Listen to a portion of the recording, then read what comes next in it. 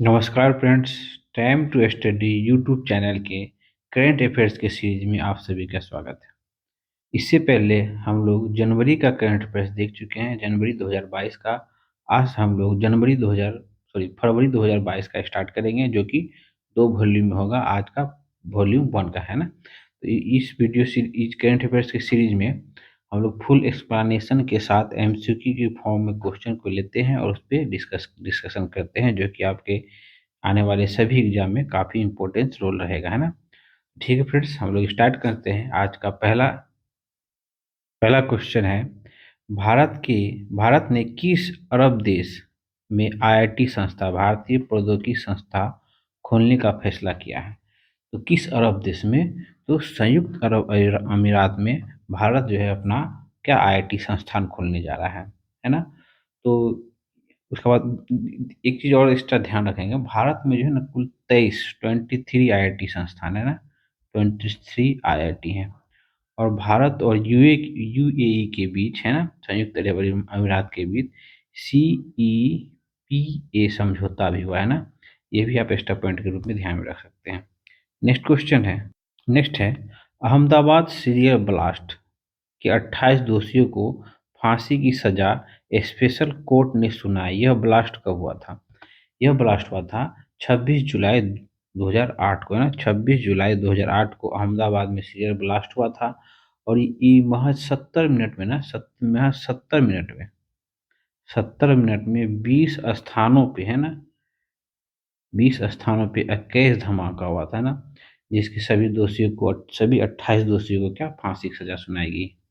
ध्यान रखेंगे। Next question है, केंद्र सरकार ने दोपहिया वाहन पर कितनी उम्र तक के सभी बच्चों के लिए सेफ्टी हॉर्नर्स और हेलमेट अनिवार्य कर दिया गया? ये सेफ्टी हॉर्नर्स क्या होता है ना, जब जब कोई बच्चा पीछे अगर बैठा हुआ आता है तो बैग आता है जिसमें उसके कवर से आपके बॉडी से, बच्चे की बॉडी से कवर अप होता है ना। तो ये सेफ्टी हॉर्नर नहीं अगर आ रहा है क्लियर तो गूगल करके इसका फिगर देख सकते हैं आप लोग, है ना। तो सेफ्टी हॉर्नर्स और हेलमेट अनिवार्य कर दिया कितने? तो 4 साल से कम तक बच्चे के लिए ना, 4 साल से कम तक बच्चे। इसके तहत जो है 9 महीने से लेकर 4 साल से कम उम्र के बच्चों के लिए दोनों गुण सेफ्टी हॉर्नर्स और हेलमेट क्या है, अनिवार्य कर दिया गया है। ये दोनों, और 4 साल से ऊपर तो हेलमेट अनिवार्य है ही, है ना, ध्यान रखेंगे। फिर नेक्स्ट, अगर सॉरी इससे इसमें अगर इसका कोई अगर उल्लंघन करता है तो एक एक्स्ट्रा पॉइंट है, इसका अगर कोई उल्लंघन करता है तो 1,000 रुपये का जुर्माना और 3 महीने तक के लिए ना ड्राइविंग लाइसेंस को क्या कर सकते, निलंबन किया जा सकता है। ध्यान रखेंगे। नेक्स्ट क्वेश्चन है, देखिए क्वेश्चन है, न्यूजीलैंड ने जम्मू कश्मीर में, है ना, न्यूजीलैंड ने जम्मू कश्मीर में किस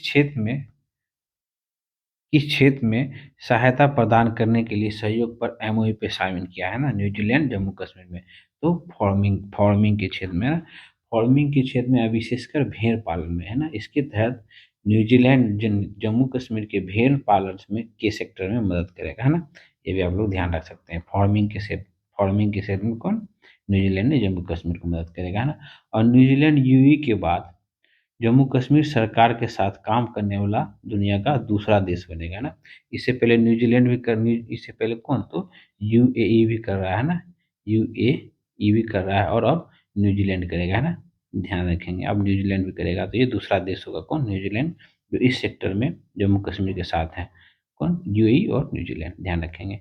नेक्स्ट क्वेश्चन है, किस राज्य की कैबिनेट ने धर्मांतरण रोकथाम विधेयक फरवरी 2022 में मंजूरी दी? तो किसने? तो हरियाणा, ध्यान रखेंगे, हरियाणा ने। अब तक कुल जो है हरियाणा मिला के अब तक कुल 10 ऐसे राज्य हैं जो धर्मांतरण रोकथाम विधेयक को पास किया गया। इसके तहत क्या होता है ना, जबरन, लालच देकर या फर्जी तरीके से कराए गए धर्म परिवर्तन को पर रोक लगाने एवं धर्म छुपाकर किए गए विवाह को अमान्य घोषित करने के लिए यह विधेयक क्या लाया गया है ना, ध्यान रखेंगे। और ये विधेयक लाने वाला पहला पहला राज्य कौन है? तो पहला उड़ीसा लाया था। उड़ीसा 1967 में लाया। उसके बाद मध्य प्रदेश, है ना, उसके बाद अरुणाचल प्रदेश, उसके बाद छत्तीसगढ़, उसके बाद गुजरात, उसके बाद हिमाचल प्रदेश, फिर झारखंड, फिर उत्तराखंड, फिर यूपी, उसके बाद अब 2022 में हरियाणा। ध्यान रखेंगे, अब तक कुल टोटल 10 ऐसे स्टेट हैं जहाँ पे धर्मांतरण रोकथाम विधेयक पास मंजूरी मिल गई है ना, ध्यान रखेंगे। नेक्स्ट क्वेश्चन है फिर, ध्यान देंगे, केंद्र सरकार ने होशंगाबाद का नया नाम क्या? तो नर्मदापुरम। शिवपुरी का नाम क्या? तो कुडेश्वर धाम। और बाबई का नाम तो मखान नगर करने की स्वीकृति प्रदान की गई है। तो ये किस राज्य के क्षेत्र हैं जिसका केंद्र सरकार ने नाम परिवर्तन किया? तो ये मध्य प्रदेश राज्य के मध्य प्रदेश राज्य के कुछ जिले हैं जिसके नाम के बदल के ये सब रखा गया है, नगर है ना। होशंगाबाद का नाम शिवपुरी न सॉरी होशंगाबाद का नर्मदापुरम, शिवपुरी का नाम कुंडेश्वर धाम और बबई का नाम मखान नगर कर दिया गया है। ये सभी कहाँ के हैं? तो मध्य प्रदेश स्टेट के हैं। नेक्स्ट क्वेश्चन है, चीन ने लद्दाख के किस झील पर ब्रिज बना रहा है जिसे भारत ने क्या गैर कानूनी घोषित किया? तो किस पे बना रहा है? तो पेंगोंग तसो झील पे है ना। पेंगोंग तसो झील पे क्या चाइना जो क्या है एक ब्रिज बना है जिसका भारत जो है गैर कानूनी घोषित किया। ये पेंगोंग तसो झील जो है ये 135 किलोमीटर लंबा झील है, 135 किलोमीटर लंबा झील है। और इसके सबसे बड़े हिस्से पर क्या भारत का कब्जा है, जबकि कुछ हिस्से हिस्से पे चाइना का भी कच्चा कब्जा है। और लाइन ऑफ एक्चुअल कंटेंट जो दोनों देश की बाउंड्री रेखा है ना, इसी से होकर गुजरती है, ठीक है। और यही पेंगोंग झील झील लेक पे क्या ये चाइना जो है ब्रिज बना रहा है ना, ध्यान रखेंगे। नेक्स्ट क्वेश्चन है 73वें गणतंत्र दिवस के बीटिंग द ट्रीट समारोह के दौरान 1000 ड्रोन का शो हुआ। इसे किस आई दिल्ली के सहयोग से किस किस स्टार्टअप ने प्रदर्शन किया था? किसने किया था? दिल्ली के आईआईटी के सहयोग से। तो क्या बोट लैब क्या है? बोट लैब डायनेमिक्स है ना, बोट लैब डायनेमिक्स के सहयोग से हुआ था। आईआईटी दिल्ली और बोट लैब डायनेमिक्स के सहयोग से। देखिए 29 जनवरी 2022 को दिल्ली के विजय चौक पर बीटिंग द ट्रीट समारोह का समापन होगा। जैसे गणतंत्र दिवस का जो होता है ना, उसी का जो समारोह लास्ट में हो जाता है ना, तो उसे बीटिंग द ट्रीट समारोह कहते हैं। इसमें एक ड्रोन शो हुआ था जो कि बहुत आकर्षण का केंद्र रहा था ना। आप लोग हो सके तो बहुत लोग देखेंगे होंगे। इस ड्रोन प्रदर्शन का आयोजन आईआईटी दिल्ली और विज्ञान और प्रौद्योगिकी विभाग डीएसटी के सहयोग से हुआ था ना। आईआईटी आईआईटी दिल्ली और डीएसटी के सहयोग से एक स्टार्टअप कंपनी क्या थी? तो स्टार्टअप क्या था? तो वॉट लैब डायनेमिक्स के सहयोग से हुआ था ना, ये भी ध्यान रखेंगे। नेक्स्ट क्वेश्चन है 73वें गणतंत्र दिवस के बीटिंग द ट्रीट समारोह में महात्मा गांधी की पसंदीदा धुन को हटा दिया गया। तो वो धुन क्या था? तो अवॉइड विद मी है ना, avoid with me Mahatma Gandhi का पसंदीदा धुन था जिसे बीटिंग द ट्रीट में परंपरा चलते आया था बजाने का। लेकिन इस साल क्या हुआ ना, इस बार उसे हटा दिया गया बीटिंग द ट्रीट समारोह से ना, यह ध्यान रखेंगे। नेक्स्ट क्वेश्चन है लोकसभा अध्यक्ष ओम बिरला ने संसद के किस अधिकारियों के मोबाइल ऐप को लॉन्च किया उसका नाम बता। किस मोबाइल ऐप को लॉन्च किया उसका नाम बता। तो उसका नाम क्या है? तो डिजिटल संसद। ध्यान रखें, कौन? डिजिटल संसद। इसमें क्या होगा, इस ऐप में 1947 के बाद के बजट भाषण के साथ साथ 1947 के बाद के बजट भाषण ध्यान रखेंगे है ना, 1947 के बाद के सारे बजट के भाषण और 12वीं लोकसभा है ना, 12वीं लोकसभा से 17वीं लोकसभा तक के सदन की चर्चाओं की जानकारी मिलेगी है किसमें? तो डिजिटल संसद में। इसका ओपनिंग कौन किया है? तो ओम बिरला। ध्यान रखेंगे। नेक्स्ट क्वेश्चन है चुनावी शुभंकर शेरा का अनावरण किस राज्य के मतदाता जागरूकता को बढ़ाने के लिए किया गया? तो किस राज्य के लिए? पंजाब है ना, पंजाब के चुनावी शुभंकर को शेरा को ध्यान रखेंगे, शेरा है ना। नेक्स्ट क्वेश्चन है भारतीय प्रौद्योगिकी विकास बैंक आईडीबीआई के प्रबंध निदेशक एमडी और मुख्य कार्यकारी अधिकारी सीयू के रूप में सीईओ के रूप में किसे नियुक्त किया गया? तो नियुक्त किया गया है राकेश शर्मा। राकेश शर्मा को आईडीबीआई का एमडी एंड सीईओ नियुक्त किया गया है। नेक्स्ट क्वेश्चन है भारत का पहला राष्ट्रीय समुद्री सुरक्षा समन्वयक एनएमएससी किसे नियुक्त किया गया? तो जी अशोक कुमार। किसे नियुक्त किया गया? तो जी Ashok Kumar. Next question Tata group ने एयर इंडिया का नया एमडी और सीईओ किसे नियुक्त किया गया है? तो एयर इंडिया के नए एमडी एंड सीईओ कौन है? तो बताइए कौन है? तो इलकर आईसी है ना, इलकर आईसी। और एयर इंडिया के बारे में काफ़ी डिटेल से एक्सप्लेनेशन हम लोग जनवरी के वीडियो में किया हुआ है ना, आप लोग नहीं देखे हैं तो प्लीज जाके उसे देख लेंगे, बहुत मजा आने वाला है टाटा से रिलेटेड। नेक्स्ट क्वेश्चन है, टाटा सन के दूसरी बार ग्रुप का चेयरमैन किसे नियुक्त किया गया है? तो किसे नियुक्त किया गया? तो एन चंद्रशेखरन, है ना, एन चंद्रशेखरन को टाटा सन ग्रुप के दूसरी बार नियुक्त किया गया है। नेक्स्ट क्वेश्चन है, जेएनयू की पहली महिला कुलपति कौन है?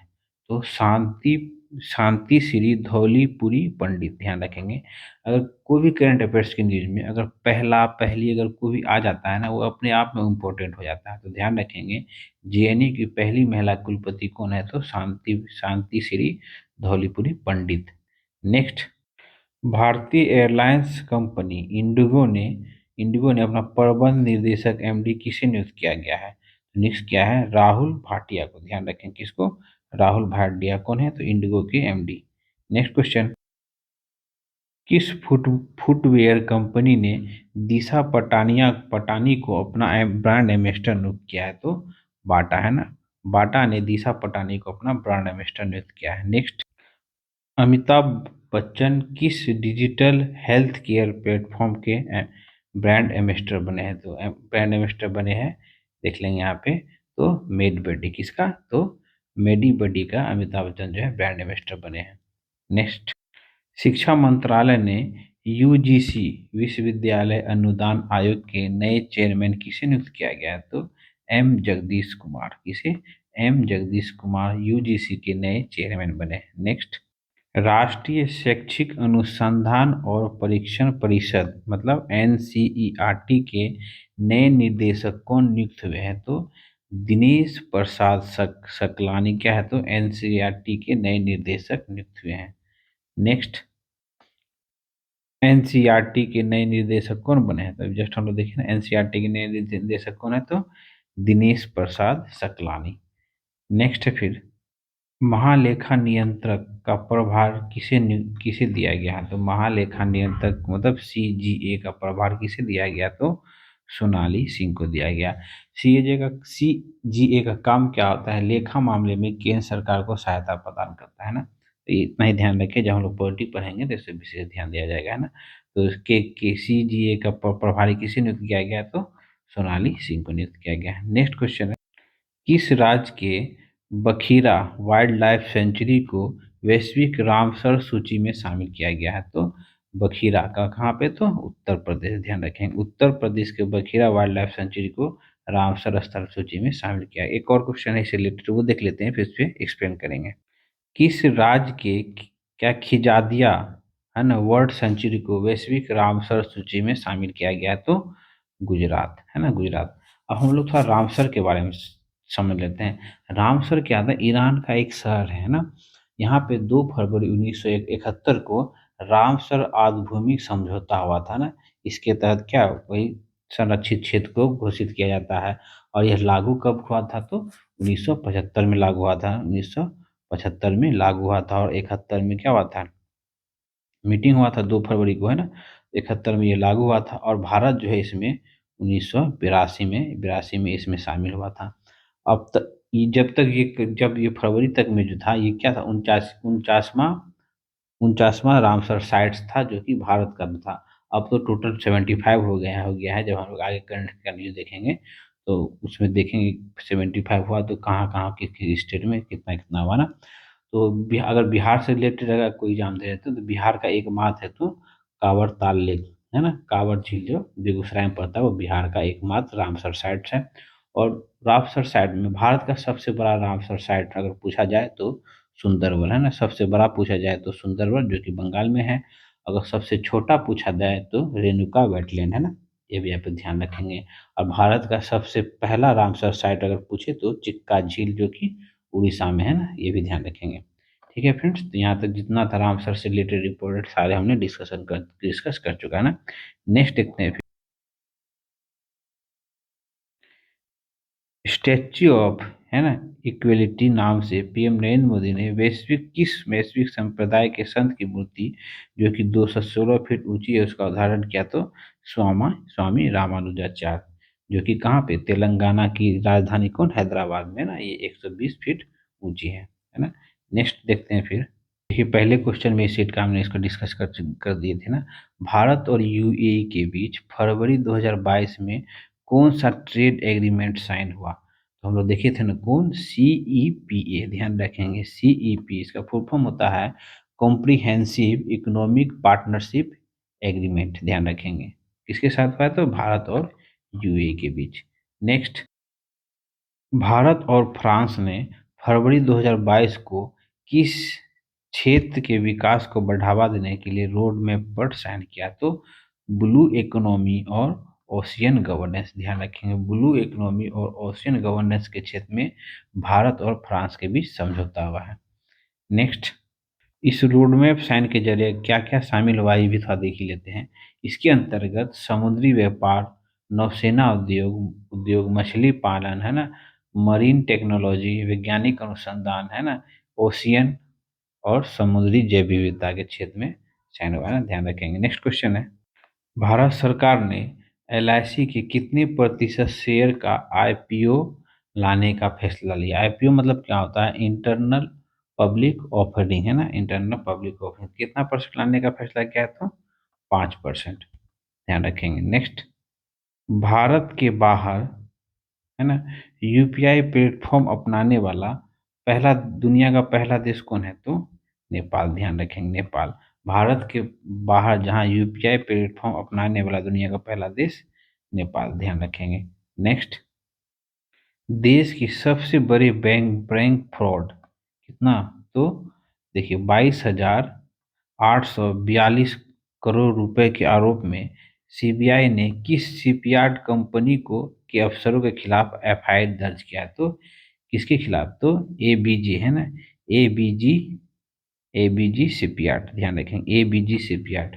अब तक का बैंक का धोखाधड़ी के मामले सबसे सर्वाधिक रकम है कौन? 42,800, सॉरी 22,842। इससे पहले आप लोग सुने होंगे नीरव मोदी का बैंक फ्रॉड सुने होंगे, तो वो 12,000 करोड़ का था।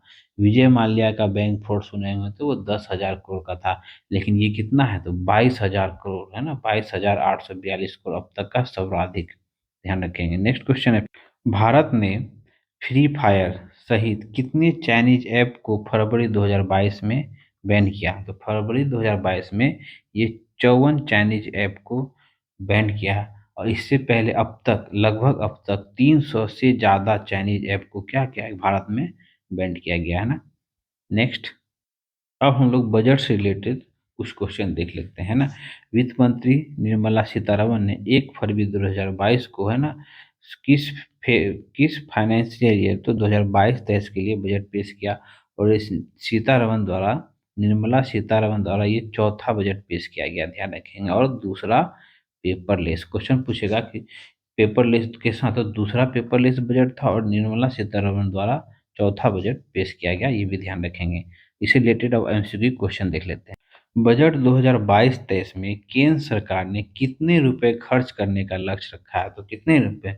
39.44 लाख करोड़ रुपया, ध्यान रखेंगे, 39.44 लाख करोड़ रुपया इस बजट में खर्च का अनुमान है। नेक्स्ट क्वेश्चन है, बजट 2022-23 में केंद्र सरकार ने राजकोषीय घाटा, देखिए बहुत इंपॉर्टेंट होता है ये, का कितना प्रतिशत लक्ष्य रखा गया है? तो लक्ष्य बी ऑप्शन में दिया हुआ है, कितना परसेंट लक्ष्य रखा गया है? तो 6.4%। क्वेश्चन पूछेगा बजट 2022-23 में राजकोषीय घाटा का लक्ष्य कितना प्रतिशत रखा गया है? तो 6.4% है ना, आप लोग ध्यान रखेंगे। नेक्स्ट फिर, और इसे 2026 तक, है ना, इसे 2026 तक घटा के 4.5% तक लाने का लक्ष्य भी है, एक टारगेट भी है, ये भी ध्यान रख सकते हैं। नेक्स्ट, बजट 2022-23 में रक्षा मंत्रालय को कितना रकम आवंटित किया गया? तो रक्षा मंत्रालय को 5.25 लाख करोड़ रुपए का रकम दिया गया, किसमें? तो रक्षा रक्षा के क्षेत्र में रक्षा मंत्रालय को। नेक्स्ट, वित्त मंत्री निर्मला सीतारमन ने बजट भाषण के दौरान कितने वर्ष के वक्त को अमृतकाल बताया? कितने वर्ष के वक्त को? तो अगले 25 ईयर के वक्त को क्या कहा? तो अमृतकाल बताया, ये बहुत इंपॉर्टेंट है, ध्यान रखेंगे। नेक्स्ट क्वेश्चन, केंद्रीय बजट 2022-23 के दौरान वित्त मंत्री ने अगले 3 वर्ष में कितनी वंदे भारत ट्रेन चलाने की ऐलान किया है? तो कितने? तो 400। अगले 3 वर्षों में 400 वंदे भारत ट्रेन चलाने की केंद्र सरकार की योजना है। अब तक टोटल 6 ही हैं, टोटल अभी तक हैं, जो रिसेंटली एक हुआ है उसके बाद का बता रहे हैं। टोटल 6 है अभी, है ना, ध्यान रखेंगे। नेक्स्ट, केंद्रीय बजट 2022-23 के दौरान रेलवे ने किन योजनाओं का ऐलान किया है? मतलब रेलवे की योजना है ना, एक स्टेशन एक उत्पाद रेलवे की योजना है, कवच है ना, उसका पीएम गति शक्ति कार्गो कार्गो टर्मिनल और वंदे भारत ट्रेन, ये चारों क्या है, रेलवे से क्षेत्र से रिलेटेड है ना योजनाएं हैं, ध्यान रखेंगे। फिर नेक्स्ट देखिए, बजट 2022-23 में क्रिप्टो करेंसी, क्या डिजिटल मुद्रा है ना, डिजिटल करेंसी है ये, को एसेट मानते हुए, इसको एसेट्स माना गया है। और इससे हुई कमाई पर कितना प्रतिशत टैक्स लगाने की बात की गई है, तो 30%, ध्यान रखेंगे, कितना, 30% क्रिप्टो करेंसी से। नेक्स्ट देखिए, ये एक लाइन के फॉर्म में याद रख सकते हैं। बजट पेश करते हुए वित्त मंत्री ने central bank digital currency launch करने की घोषणा की। यह किस तकनीक पर आधारित है? तो ध्यान रखेंगे, ब्लॉकचेन है ना, ब्लॉकचेन तकनीक पर आधारित है। एक और इसी से रिलेटेड है। बजट पेश करने के दौरान वित्त मंत्री ने मानसिक स्वास्थ्य को लेकर किस योजना का ऐलान किया? तो राष्ट्रीय टेली मानसिक स्वास्थ्य, राष्ट्रीय टेली मानसिक स्वास्थ्य, स्वास्थ्य से रिलेटेड। नेक्स्ट ये क्वेश्चन है, बजट 2022-23 में शिक्षा के क्षेत्र में नई योजना है। हम लोग रेलवे की योजनाएं देख लिए हैं, स्वास्थ्य देख लिए है ना, अब शिक्षा के क्षेत्र में क्या क्या योजना है बजट 2022-23 में, तो उसको देख लेते हैं। पहला क्या है, one class one TV channel one programme का विस्तार है ना, ई प्रयोगशाला। तीसरा क्या है, डिजिटल विश्वविद्यालय और ई ई विषय वस्तु है ना, ये सब 2022-23 के बजट में नई शिक्षा के क्षेत्र की योजनाएं हैं। नेक्स्ट फिर, बजट 2022-23 के कौशल विकास के अंतर्गत किस नई तकनीक प्रोडक्ट को के स्टार्टअप को बढ़ावा दिया जाएगा? तो 2022-23 के बजट में किस प्रोडक्ट को बढ़ावा दिया जाएगा? तो ड्रोन सेक्टर में ना, ड्रोन सेक्टर में क्या है, बढ़ावा दिया जाएगा। ध्यान रखें, ड्रोन से रिलेटेड हम लोग पिछले मंथ के एमसीक्यू में भी देख लिए थे ना, कितना वजन तक के ड्रोन ड्रोन को लाइसेंस लेने की अनिवार्यता नहीं होगी, तो 250 ग्राम से कम, उससे ऊपर की सभी को क्या लाइसेंस लेना अनिवार्य होगा। हम लोग जनवरी मंथ के थोड़ी क्लास, जनवरी मंथ के करंट अफेयर्स में की न्यूज में हम लोग देख चुके हैं। नेक्स्ट देखते हैं, अब दो चार ग्रुप है। बहुराष्ट्रीय नौसैनिक अभ्यास, क्या तो मिलान 2022 का आयोजन फरवरी में किस शहर में हुआ, किस जगह पे हुआ? तो कहाँ पे हुआ? तो विशाखापट्टनम में, ध्यान रखें, कहाँ पे, विशाखापट्टनम में हुआ है ना। इसमें क्या होता है ना, ये 2 वर्षीय युद्ध अभ्यास है, लेकिन इस बार जो हुआ ये 4 वर्ष के बाद आयोजित हुआ। इसमें क्वाड देश के समूहों ने भी भाग लिया। तो क्वाड देश के समूह में हम जान रहे हैं ना आप लोग, अमेरिका है, जापान है, भारत है और ऑस्ट्रेलिया है ना, ध्यान रखेंगे। और 2022 से पहले यह आयोजन कहाँ, तो पोर्ट ब्लेयर, अंडमान निकोबार में किया जाता था, है ना। इससे पहले कहाँ, पोर्ट ब्लेयर, अंडमान निकोबार में किया जाता था। ये पहली बार यहाँ कहाँ, विशाखापट्टनम में हुआ है, जो कि ये 2 साल में होता था, लेकिन इस बार कितना, 4 साल के बाद हुआ। और इसमें क्वाड देश के समूह ने भी हिस्सा लिया। तो क्वाड देश में कौन कौन है, अमेरिका, जापान, भारत और ऑस्ट्रेलिया। देखिए हम रिपीट करके बोल दिए ना, आप लोग ध्यान रखिएगा। रूस यूक्रेन मामलों को लेकर भारत और किस देश में होने वाली बहुपक्षीय हवाई अभ्यास, तो कोरिया वॉरियर में भाग नहीं लेने का फैसला किया। तो एक क्वेश्चन यहाँ बनेगा, कोरिया कोबरा वायर किससे, तो यूनाइटेड किंगडम है ना, यूनाइटेड किंगडम से ये अभ्यास होने वाला था। और रूस और यूक्रेन युद्ध के मद्देनजर क्या हुआ, इसको कैंसिल कर दिया गया ना। कोबरा वॉरियर किसके साथ होता है, तो यूनाइटेड किंगडम के साथ, यूके के साथ। नेक्स्ट है, भारतीय सेना के नए उप प्रमुख कौन है? तो नए उप प्रमुख कौन है, तो lieutenant general Manoj Pande. Lieutenant general Manoj Pande पहले ऐसे इंजीनियर हैं जो इस पद पे भी गए हैं, ये भी ध्यान रखेंगे, आर्मी के इंजीनियर है ना, उप प्रमुख के पद पे, है ना। नेक्स्ट देखते हैं फिर, एनिमेटेड ग्राफिक है ना, ग्राफिक नॉवेल ऑथर क्या है, द ओरिजिन में किस भारतीय क्रिकेट खिलाड़ी को मुख्य भूमिका में शामिल किया गया है? तो किसमें, तो महेंद्र सिंह धोनी को, ध्यान रखेंगे, महेंद्र सिंह धोनी को। ठीक है फ्रेंड्स, तो ये फरवरी फरवरी 2022 मंथ का पहला वॉल्यूम रहेगा। वीडियो काफ़ी बड़ा हो रहा है ना, तो वॉल्यूम 2 में हम लोग फरवरी को कंप्लीट कर लेंगे ना। ठीक है फ्रेंड्स, यहाँ तक देखने के लिए बहुत बहुत धन्यवाद। मिलते हैं फिर नेक्स्ट में, है ना। तब तक के लिए, तब तक जो है आप लोग जरूर इसको लाइक करें, शेयर करें और शेयर सब्सक्राइब जरूर करें।